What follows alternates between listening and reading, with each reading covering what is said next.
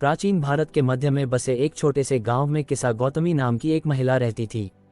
वह अपनी दयालुता और करुणा के लिए जानी जाती थी, जरूरतमंदों की मदद के लिए हमेशा तैयार रहती थी। हालांकि उनके जीवन में एक दुखद मोड़ आया जब उनका एकमात्र बच्चा, एक छोटा बेटा, गंभीर रूप से बीमार पड़ गया और उसकी मृत्यु हो गई। किसा गौतमी का दुख भारी था। वह अपने बेटे की मृत्यु की वास्तविकता को स्वीकार नहीं कर सकी और उसके निर्जीव शरीर को छोड़ने से इनकार कर दिया।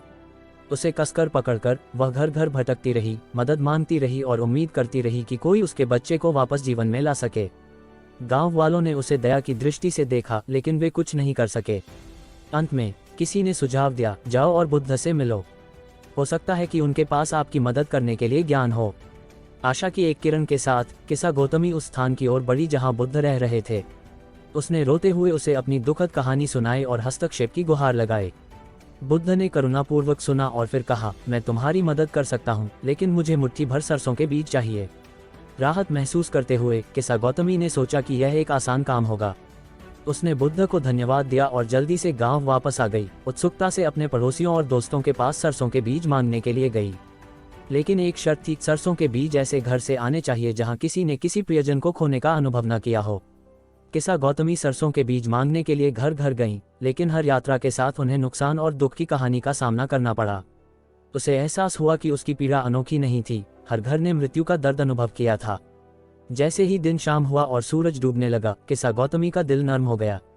वह पीड़ा की सार्वभौमिक प्रकृति और जीवन की नश्वरता को समझती थी। वह बुद्ध के पास लौटी, खाली हाथ लेकिन एक नई स्पष्टता के साथ।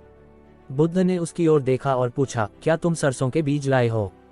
किसा गौतमी ने धीरे से सिर हिलाया। मुझे एहसास हुआ कि मुझे ऐसा कोई घर नहीं मिला जो मौत से अछूता हो। मेरे बेटे की मौत कोई अपवाद नहीं है, ये जीवन का एक हिस्सा है। बुद्ध गर्मजोशी से मुस्कुराए, आप दुख की प्रकृति को समझ गए हैं। जिस प्रकार सभी जीवित प्राणियों को जन्म, बुढ़ापा, बीमारी और मृत्यु का अनुभव करना पड़ता है, उसी प्रकार उन्हें हानि और दुख का अनुभव भी करना पड़ता है। इस सत्य को स्वीकार करना ही शांति पाने का मार्ग है। किसा गौतमी को अपने हृदय से भार उठा हुआ महसूस हुआ। उसे एहसास हुआ कि उसके दुख ने उसे पीड़ा के साझा मानवीय अनुभव से अंधा कर दिया था। उसने बुद्ध को उनकी शिक्षाओं के लिए धन्यवाद दिया और स्वीकृति की नई भावना के साथ गांव लौट आई। उस दिन से किसा गौतमी न केवल अपनी दयालुता के लिए बल्कि अपनी बुद्धिमत्ता के लिए भी जानी जाने लगीं। उन्होंने बुद्ध की अनित्यता और करुणा की शिक्षाओं को दूसरों के साथ साझा किया और उन लोगों को सांत्वना दी जो नुकसान और दुख का सामना कर रहे थे। किसा गौतमी की कहानी हमें याद दिलाती है कि पीड़ा एक सार्वभौमिक मानवीय अनुभव है और सच्ची करुणा इस साझा वास्तविकता को समझने और स्वीकार करने से पैदा होती है। अपनी यात्रा के माध्यम से उसे न केवल अपने दर्द के लिए सांत्वना मिली, बल्कि उपचार और स्वीकृति के मार्ग पर दूसरों को भी आराम दिलाने का एक रास्ता मिला।